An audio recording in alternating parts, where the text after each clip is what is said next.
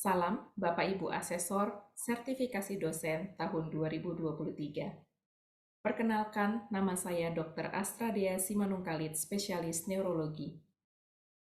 Sebelum melanjutkan, saya ingin mengucapkan terima kasih kepada Bapak Ibu Asesor untuk kesediaannya dalam menonton dan menilai video pembelajaran ini.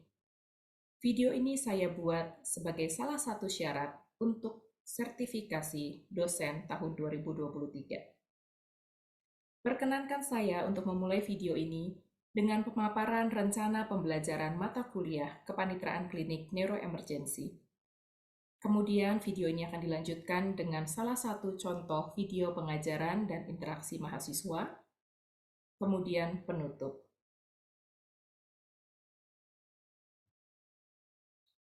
Video ini diawali dengan deskripsi Kepanitraan Neuroemergency yang saya ampuh. Kepanitraan neuroemergency adalah rotasi yang dapat diambil pada tahap profesi kedokteran di Fakultas Kedokteran Universitas Pelita Harapan. Rotasi berlangsung selama 4 minggu dengan bobot 3 SKS dan bertujuan untuk memaparkan peserta didik kepada kasus emergensi pada bidang neurologi. Jam pelajaran pada kepanitraan ini adalah jam 8 pagi hingga jam 4.30 sore. Rumah sakit yang kami gunakan untuk wahana pembelajaran pada kepanitraan neuroemergency ada 4, yaitu Rumah Sakit Siloam Lipo Village baik Gedung A dan Gedung B, Rumah Sakit Siloam Kelapa II, dan Rumah Sakit Siloam Kebun Jeruk.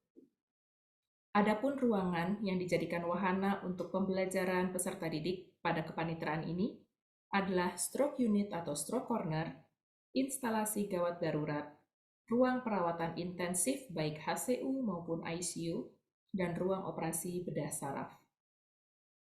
Terdapat persyaratan bagi peserta didik untuk dapat mengambil rotasi kepanitraan neuroemergency, yaitu sudah melewati kepanitraan ilmu penyakit saraf.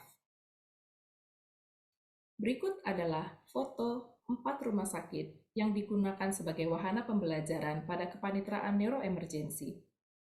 Sebelah kiri atas adalah Rumah Sakit Siloam Gedung B. Sebelah kanan atas adalah Rumah Sakit Siloam Lipo Village Gedung A. Sebelah kiri bawah adalah Rumah Sakit Siloam Kebun Jeruk. Dan sebelah kanan bawah adalah Rumah Sakit Umum Siloam Kelapa II. Berikut adalah metode pembelajaran yang kami gunakan pada kepanitraan neuroemergency.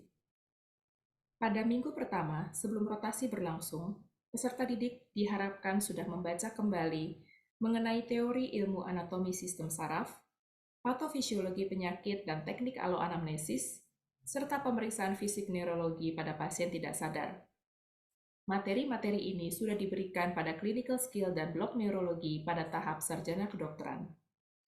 Selama rotasi berlangsung, peserta didik akan dibekali dengan kuliah pendahuluan, dilanjutkan dengan workplace-based observation and discussion secara luring sesuai dengan wahana rotasi.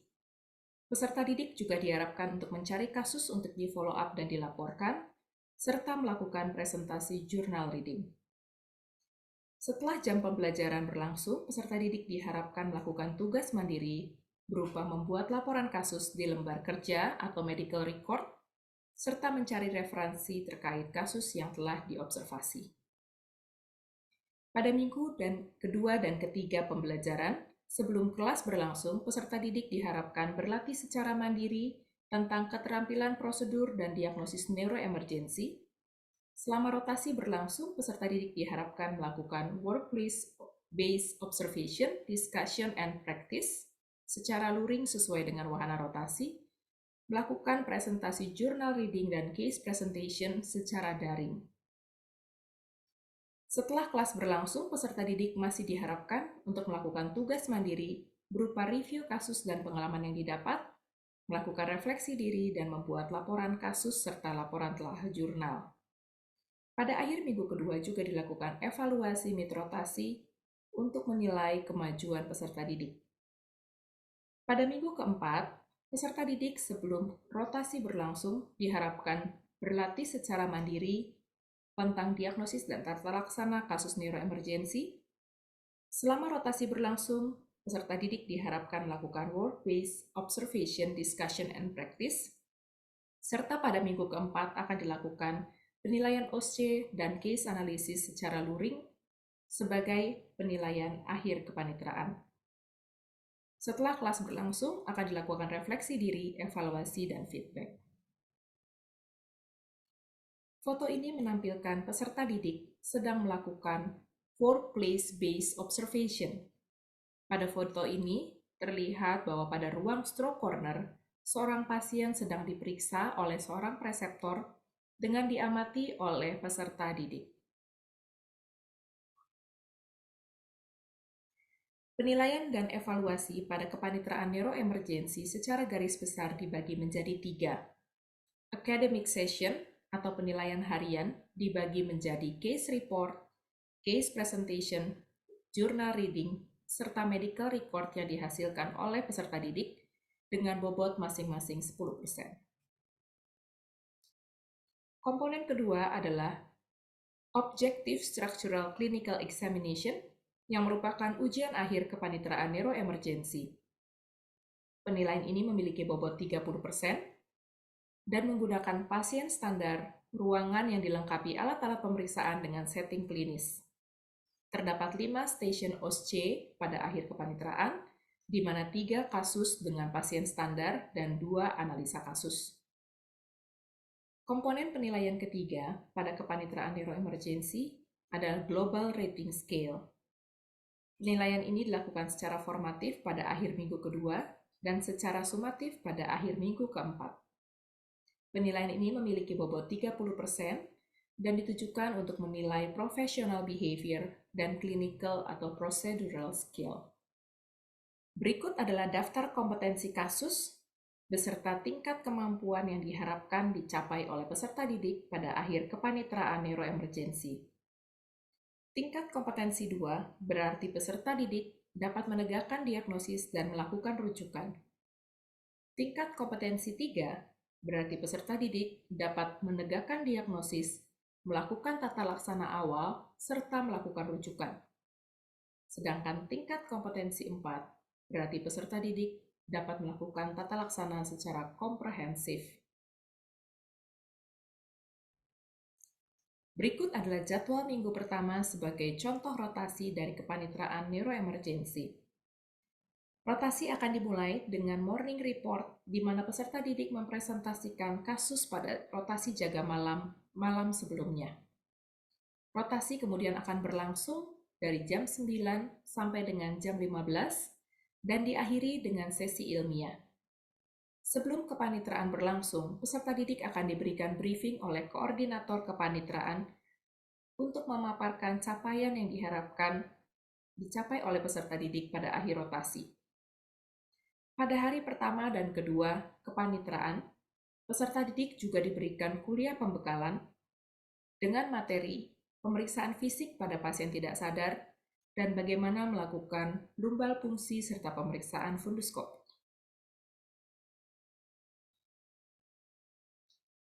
Demikianlah paparan saya mengenai rancangan pembelajaran mata kuliah kepanitraan neuroemergensi. Video ini akan dilanjutkan dengan contoh video pengajaran yang dilanjutkan dengan interaksi mahasiswa. Terima kasih atas perhatian Bapak Ibu Asesor. Salam. Oke, baik. Selamat sore. Kita akan memulai bimbingan hari ini tentang pemeriksaan fisik neurologi pada pasien tidak sadar. Oke, tujuan pembelajaran kali ini adalah untuk mengetahui definisi dari ketidaksadaran, terus kemudian mengetahui struktur yang terlibat pada penurunan kesadaran, bagaimana melakukan pemeriksaan fisik neurologi pada pasien tidak sadar, bagaimana menginterpretasi penemuan neurologis pada pasien tidak sadar, dan kemudian yang terakhir adalah bagaimana membedakan antara ketidaksadaran atau penurunan kesadaran yang disebabkan oleh lesi di intrakranial atau oleh penyebab metabolik. Ya, sebagai latar belakang, seperti yang kita sudah pelajari di blok neurologi, kita tahu bahwa kesadaran itu adalah kondisi di mana seseorang sadar terhadap diri dan lingkungannya. Nah, untuk menjadi sadar, maka seseorang itu harus memiliki dua komponen yang berfungsi dengan baik, yaitu Ascending Reticular Activating Substance atau ARAS. Dia terletak di batang otak untuk menentukan suatu level kesadaran. Selain itu, seseorang itu juga harus memiliki kedua hemisfer cerebri yang berfungsi secara baik. Nah, hemisfer cerebri ini lebih berperan kepada awareness atau isi kesadaran, bukan level kesadaran. Ya, strukturnya jadi seperti ini. Dia membentang aras itu, terus kemudian diproyeksikan ke talamus untuk nanti berakhir pada korteks cerebri. Oke, kita masuk ke Glasgow Coma Scale. Ini adalah skala yang masih kita gunakan untuk menilai kesadaran seseorang. Ada 3 komponen, yaitu eye, motor, dan verbal. Kami biasa menyarankan untuk kalian memeriksa secara urutannya eye, motor, baru verbal. Kenapa? Karena verbal biasanya orientasi bisa kita nilai kalau pasiennya cukup kooperatif pada M. Gitu ya. Nilai maksimal E adalah 4, verbal adalah 5, dan ingat 5 itu bukan bicara spontan, tapi berorientasi atau orientasinya baik. Ya, jadi kalau dia bicara spontan tapi meracau, itu bukan V5. Motor juga sama, nilai maksimalnya adalah 6, deskripsinya adalah obey command. Jadi dengan diperintahkan harus bisa pasiennya. Ini seperti yang tadi pasien yang kita lihat pada saat di stroke unit ya. Jadi kalau pasien-pasien afasia biasanya dia tidak obey to command. Dia hanya bisa digerakkan atau diperagakan tapi tidak obey to command. Karena itu kita biasanya kalau pasien afasia, kalau memang tidak selalu afasia yang global atau ada afasia sensori, kita berikan nilai 5. Oke, kita masuk. Mulai dari siapa? Alvin. Dijawab, Vin. Ketika stimulus nyeri diberikan, pasien membuka mata, memberikan respon seperti gambar, tidak ada suara. Berapa GCS pasien ini? Kalau misalnya I-nya itu dia E2, kemudian dapat melokalisir nyeri, M5, tidak ada verbal sound, V1, berarti E2, M5, V1. Oke, Elena Yong, setuju? Punya pendapat lain? Iya dokter, saya setuju dok. Untuk pemberian rangsang nyerinya eh, di bagian pundak pasien dan pasien tangannya bergerak di arah stimulus nyerinya dok. Jadi GCS ya? Sama dok, jadi untuk I-nya karena respon terhadap pain jadi E2, kemudian untuk M-nya karena mengarah ke area stimulus berarti M5, dan verbalnya karena tidak ada suara jadi V1 dok. Jadi E2, M5, dan V1. Oke, baik. Jonathan Sukidi, kalau kamu melihat pasien seperti ini, apakah terdapat lateralisasi pada fungsi motorik? Eh, ada. Sepertinya tidak dong. Tidak ada. Michael Geraldi, apakah ada lateralisasi pada pasien ini? Mungkin sepertinya tidak juga dong. Enggak. Mikaela Kemuning, Untuk lateralisasi sepertinya tidak ada. enggak ada. Lihat, pasiennya menepis dengan tangan kiri. Berarti kemungkinan Priscilla. Pasien menepis dengan tangan kiri. Berarti ada lateralisasi atau tidak?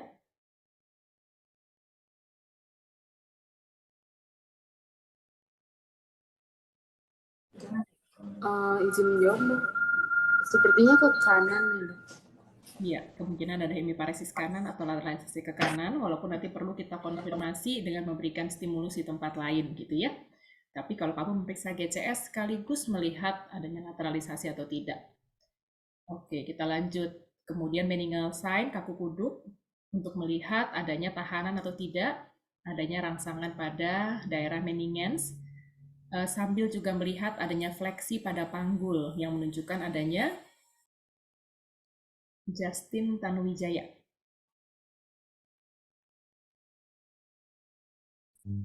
Brzezinski 1. Oke, baik ya. Jadi sekaligus kita pada saat meriksa kaku kuduk, kita akan melakukan pemeriksaan Brzezinski 1. Bila positif, maka akan terdapat fleksi pada panggul. Selanjutnya, kita akan masuk ke fungsi batang otak. Seperti yang sudah kita pelajari sebelumnya, bahwa terdapat fungsi batang otak dapat dinilai dari adanya fungsi saraf kranialis. Kenapa? Karena inti-inti nervus kranialis terletak pada sepanjang batang otak. Mulai dari refleks pupil dihantarkan oleh aferen nervus 2, eferen nervus 3, dan letaknya eferen nervus 3 terdapat di mesencephalon. Corneal reflex, aferen nervus 5, eferen nervus 7, inti-intinya terdapat di pons. Okulosefalik atau caloric reflex itu dihantarkan oleh nervus, merupakan kerjasama dari nervus 3, 4, 6, dan 8. Inti nervus 3 ada di mesencephalon, 4 sedikit di bawah, masih daerah mesencephalon bagian bawah, 6 dan 8 setinggi pons. Gag reflex itu 9 dan 10, dia adanya di lower pons. Oke, ini adalah kita masuk yang pertama, refleks pupil. Adalah respon pupil terhadap stimulus cahaya. Yang dihantarkan oleh nervus 2, nervus opticus, dan efrennya oleh parasimpatetic fiber dari nervus 3 atau okulomotor dengan reaksi berupa konstriksi dari pupil akibat kerja dari musculus constrictor pupile. Oke, pertanyaan berikutnya. Nimade Dwi Sukmadewi. Kalau kamu memberikan cahaya pada mata kanan tidak konstriksi, mata kiri tidak konstriksi. Cahaya dipindahkan ke mata sebelah kiri, mata kiri konstriksi, pupil kanan juga konstriksi. Bagaimana pelaporan RCL dan RCTL-nya? Sorry dok, ini yang kalau dikasih cahaya, pupil kanan tidak konstriksi, pupil kiri juga tidak. Berarti Kalau cahaya refleks, di mata kanan. berarti refleks cahaya langsung di pupil kanannya negatif, terus refleks cahaya tidak langsung di pupil kiri juga negatif. Kemudian saat diberikan di pupil kiri, karena pupil kirinya berarti refleks cahaya langsung di pupil kirinya positif, dan refleks cahaya tidak langsung di pupil kanan positif. Oke. Edgar, setuju? Punya pendapat lain? Dari saya setuju dok, karena Setuju. dari ya dok setuju. Apa left pupilnya konstrik menandakan ada refleks cahaya tidak langsungnya di kiri itu positif, sedangkan yang di kanan itu tidak. Oke, balik lagi nih Mada Dwi Sukmadewi, di mana lesinya? Lesinya itu harusnya di cranial nerve 2 dok, di optic nerve, karena karena yang right pupil itu saat langsung dia tidak konstriksi, tapi tidak langsungnya dia konstriksi dok. Oke, nervus 2 sebelah mana, kanan atau kiri? Yang di sebelah kanan dok. Oke, Edgar setuju?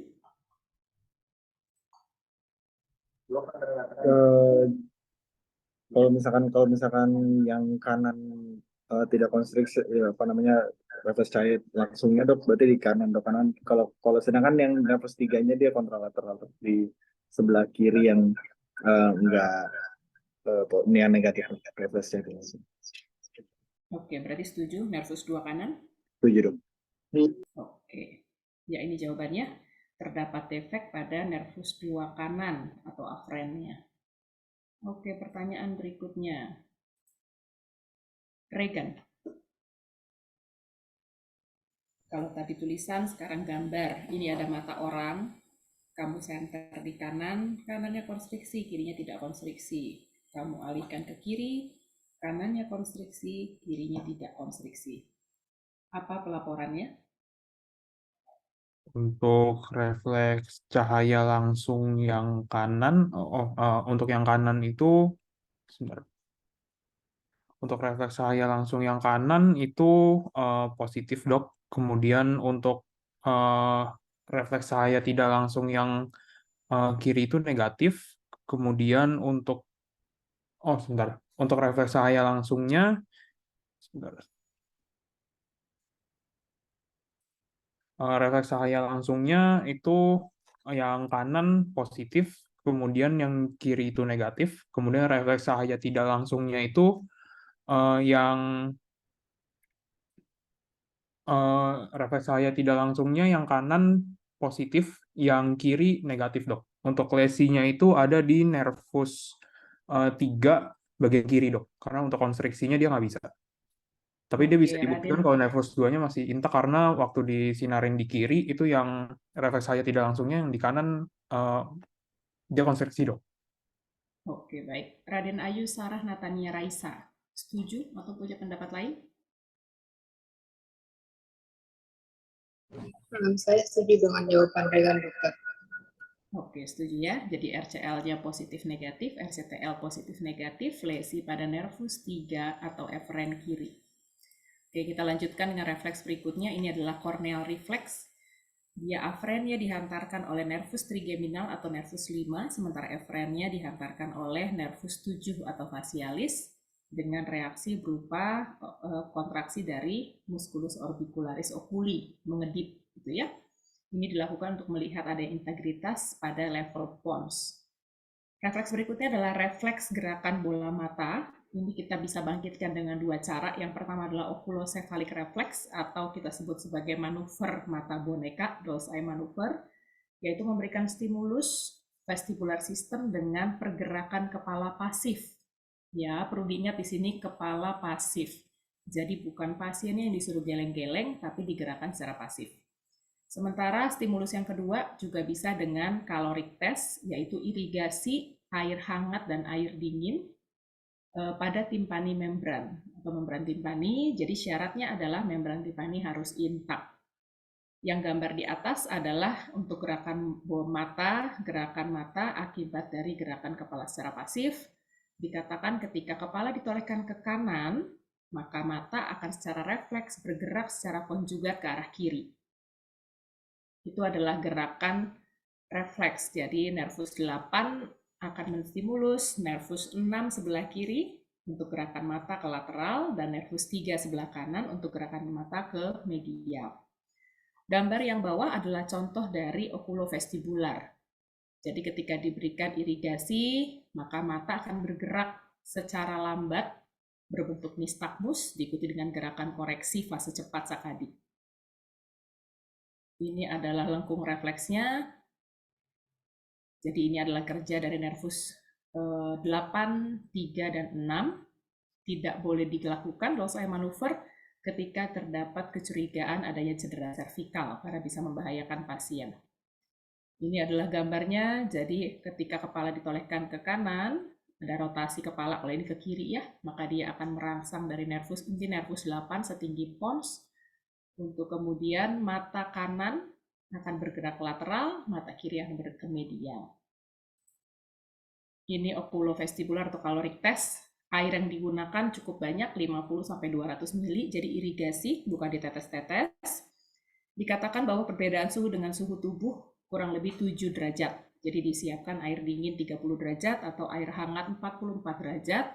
Terus kemudian dimasukkan melewati meatus auditorius eksternal.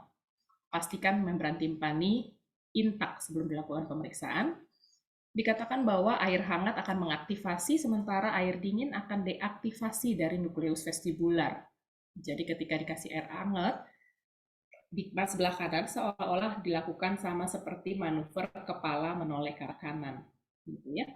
Ini adalah hasil kerja dari paramedian pontine reticular formation, medial longitudinal vesiculus, dan nervus 8, 3, dan 6. Ya, selanjutnya kita akan melihat pola respirasi. Ini juga erat kaitannya dengan fungsi batang otak. Dikatakan bahwa pasien-pasien dengan lesi batang otak akan menunjukkan pola napas tertentu. Pola Cheyne-Stokes, ini yang di sebelah kanan, jadi nafasnya akan makin cepat, makin dalam, kemudian ada periode apnu, dimulai lagi dengan nafas yang dangkal, makin cepat, makin dalam, diikuti periode apnu. Ini berhubungan dengan lesi pada hemisfer bilateral. Central neurogenic hyperventilation, ini berhubungan dengan lesi di midbrain atau di encephalon.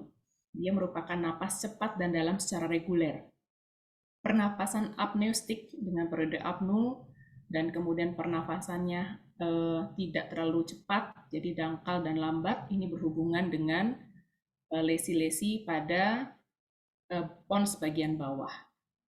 Cluster breathing dia sudah makin irreguler, jadi klaster nafasnya diikuti periode apnea yang lebih panjang. Ini berhubungan dengan medula oblongata bagian atas, dan kemudian ataksik makin ke bawah, dia berhubungan dengan medula oblongata. Oke, ini adalah kesimpulannya. Jadi apa yang sudah kita diskusikan pada sore hari ini adalah urut-urutan dari herniasi transtentorial. Jadi kalau ada perdarahan intrakranial di supratentorial, di lobus-lobus parietal, temporal, maka dia akan, bila tidak ditangani, maka akan terjadi namanya herniasi. Tekanan dari atas, dari supratentorial akan diteruskan ke bawah, menghasilkan herniasi. Pada saat awal, maka masih refleks pupil masih baik. Ketika dilakukan Doll's eye maneuver juga masih oke. Jadi matanya masih ada gerakan konjugat. Rangsang nyeri masih oke, masih bisa melokalisir dengan nyeri, M-nya masih 5. Makin dibiarkan, maka akan terjadi penekanan mulai ke bawah. Daerah di encephalon, ini juga refleks batang otak masih oke. Tapi gerakan tangan sudah mulai terbatas. M-nya sudah turun menjadi M3. Ini ya, dekortikasi saja, kanan-kiri. Makin ke bawah, maka sudah terkena lesi pada midbrain. Refleks cahaya sudah terganggu, bisa dilihat, jadi pupilnya sudah dilatasi, tidak ada reaksi. Pada saat diberikan caloric test, maka mata sebelah kanan sudah tidak bisa bergerak ke medial. Kegagalan dari nervus 3, sudah mulai ada deserebrasi. Ketika dia sudah mulai mencapai pons atau batang otak, maka semua refleks batang otak sudah negatif. Pasiennya motoriknya juga sudah tidak memberikan reaksi apa-apa. Ini udah DCS 3, disertai refleks batang otak yang negatif. Kondisi ini yang biasa kita sebut sebagai mati batang otak. Oke, baik. Ada yang mau ditanyakan? Silakan. Demikianlah pemaparan saya mengenai rencana pembelajaran mata kuliah neuroemergensi beserta contoh video ajar dan interaksi mahasiswa. Kiranya video yang saya buat ini dapat berkenan bagi Bapak Ibu asesor. Terima kasih atas perhatiannya. Salam.